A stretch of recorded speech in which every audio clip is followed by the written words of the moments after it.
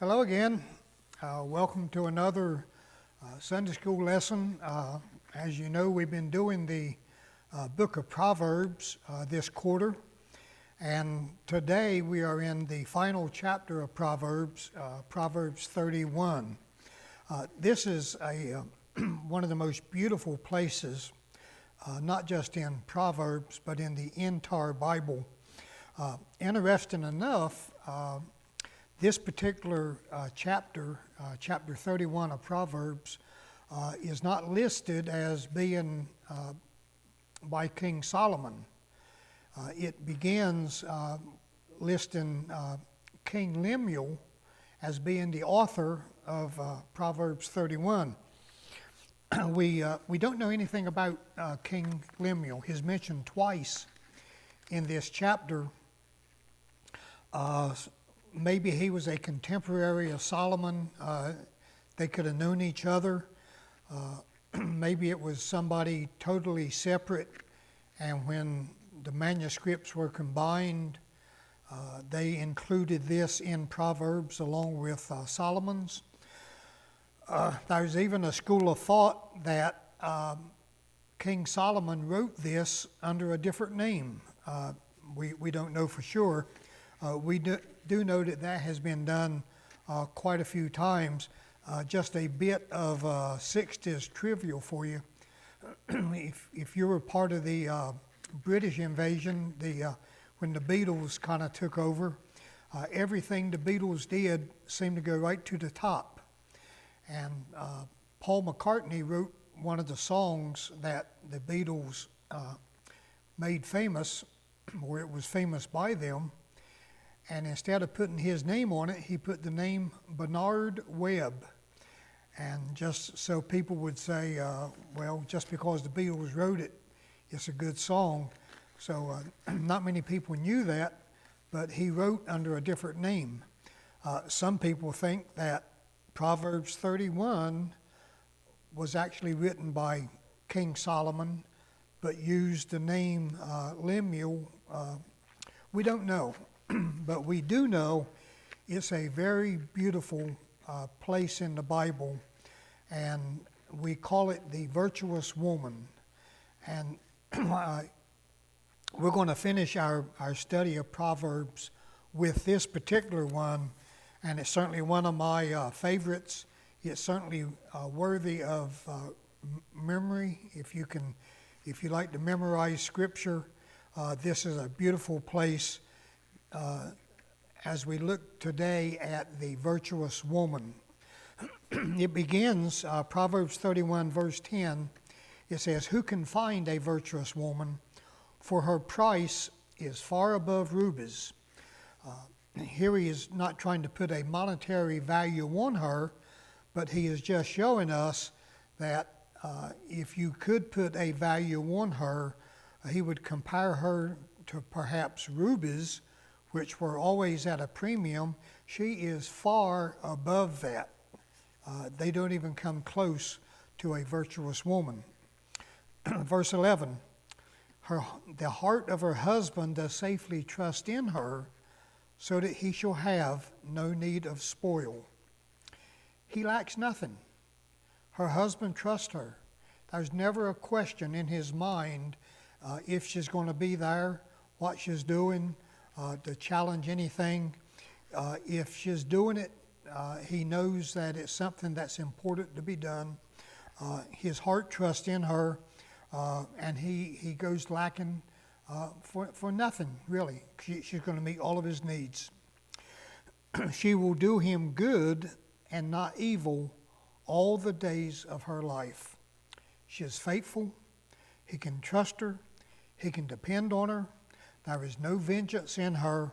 She will do him good as long as she lives and as long as he lives. She seeks wool and flax and works willingly with her hands. She's a hard worker.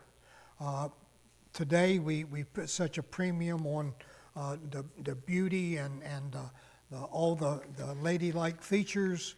I can see her with maybe calluses even on her hands. She works willingly with her hands. She doesn't do it through obligation.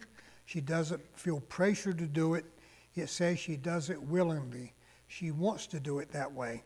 And she is a busy person doing all these things. She is like the merchant ships. She brings her food from afar. Her family does not go lacking. When the merchant ships come in, they bring spices, they bring goods, they bring materials. That's what she is like. When she comes home from wherever she's been, she brings the things that her family needs, and they go lacking for nothing. She rises also while it is yet night, and gives meat to her household, and a portion to her maidens. She's an early riser. None of this sleeping in for her. She is up before the roosters. She's just a busy person. She gives meat to her household. I mean, she provides them meals. Breakfast is one of the most important meals that we can eat. And what I see in this one is that she makes sure that her family has a good meal to get started with. Mr. Braxton Piner, who was one of my many mentors that I've had, and he's going on to be with the Lord now. But we used to have men's prayer breakfast out here at the church the first Sunday of each month. And we would have a feast. It was good. It was very good. And he would always say, you eat breakfast like a king, lunch like a prince, supper like a pauper. I thought of that when I was reading this. She gets up early. She provides a good meal for her family. They're well fed when the day starts to do the chores that they have to do. She considers a field and buys it. With the fruit of her hands, she plants a vineyard. She knows the value of property. She sees things out there, and this is a good piece of property. That one there is not quite so good. She sees the value that's in it. And she realizes that if I could buy that, I could plant a vineyard out there. And in 3 or 4 years, we could turn a profit on that. She just has an eye for these things. Everyone don't, but she does. She considers it. She makes it happen. She girds her loins with strength and strengthens her arms. She's not lazy. This woman is a worker, and she gets things done. She's strong, not just mentally and spiritually. She's strong physically. Like I said, there's not a lazy bone in her body. I thought of my granddaddy when I was reading this. My granddaddy was born in the 1880s, and back in those days, everybody had to work, and people were known by their hard work. And I remember my granddad would talk about some of the people he grew up with, and even when he was a kid, they were older than him. And it was kind of strange because he would always identify them as being a hard worker or being lazy. That's one of the first things he would say about them. He would talk about somebody, say, yeah, he was a good worker. He was a hard worker. Then he'd come up with another name and say, nah, he wouldn't do much. He was lazy. Well, this lady is not. This virtuous woman that we're looking at in Proverbs 31, there's not a lazy bone in her body. She girds her loins with strength. She strengthens her arms. She perceives that her merchandise is good. Now, she knows what she's doing. She knows how to do it. And she knows when she makes something, it's good, it's quality. Her candle goes not out by night. She's the first one up, probably the last one to go to bed. This woman just gets it done. She's the manager of her household, and she just makes sure that everybody's got all their needs met. Again, I thought of my granddaddy when I read this.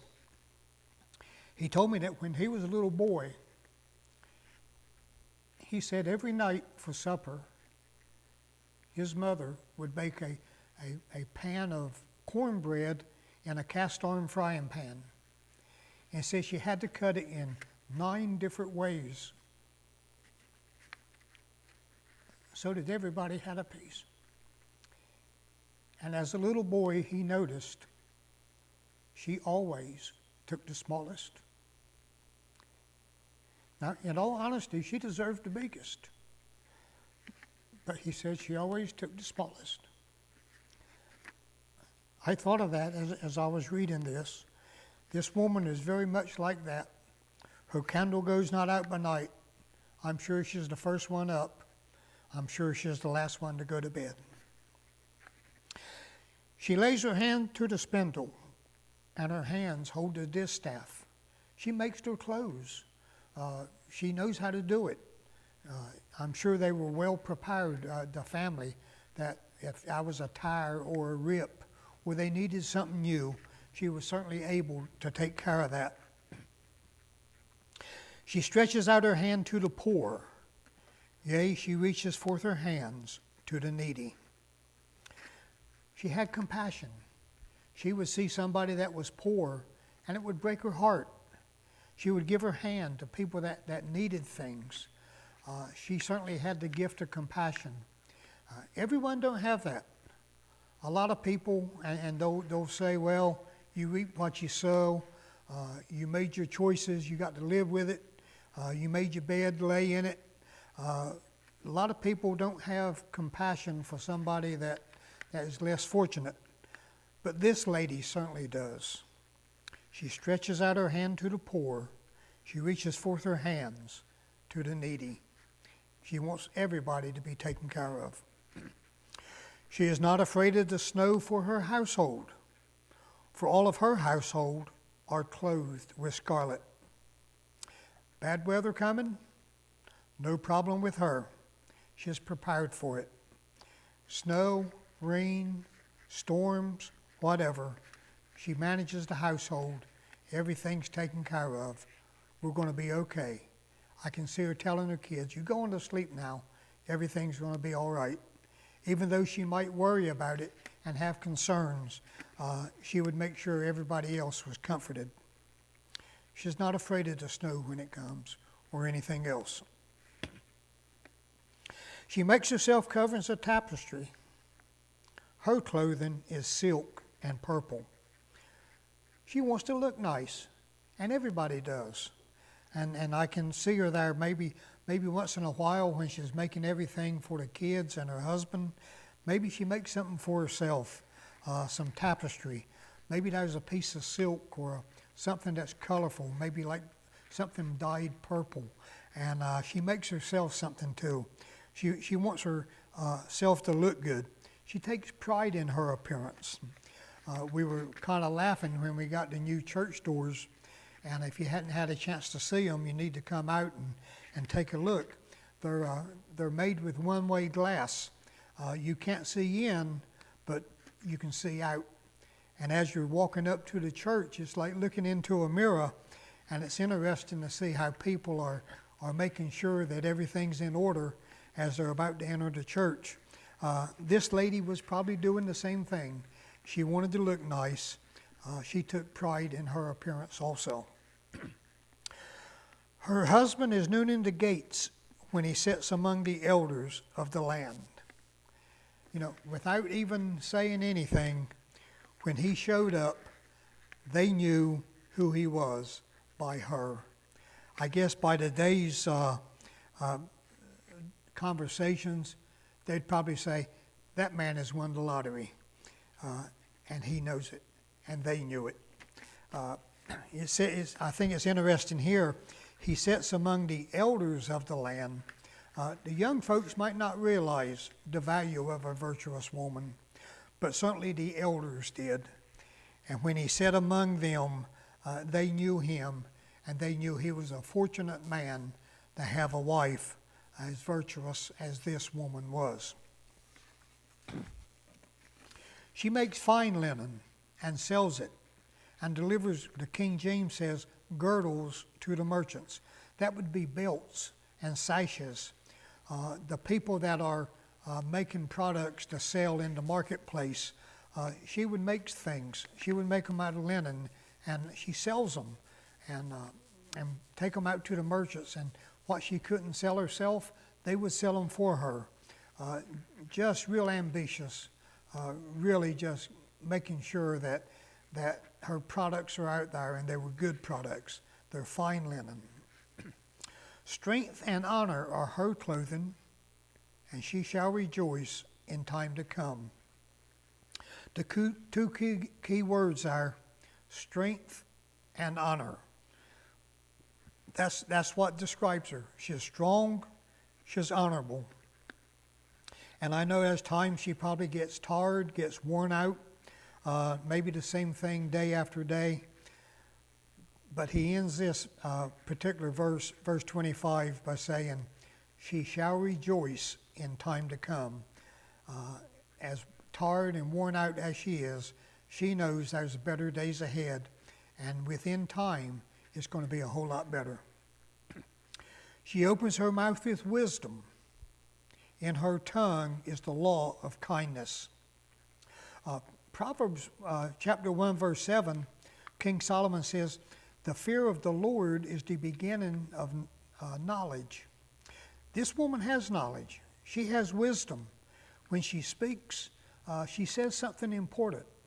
She's one of those people that when she starts to say something, you need to listen to her, because she's got wisdom. She knows what she's saying.